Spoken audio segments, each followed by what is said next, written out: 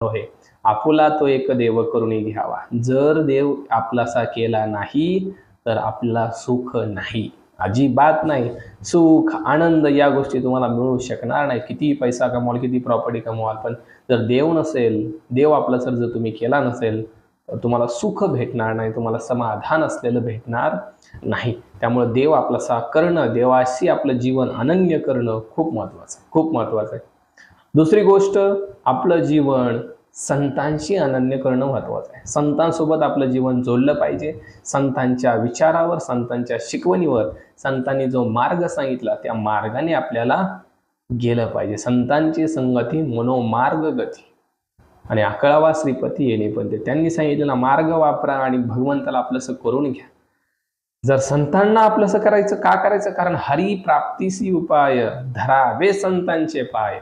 जर तुम्हाला देव आपलासा करायचा असेल तर संत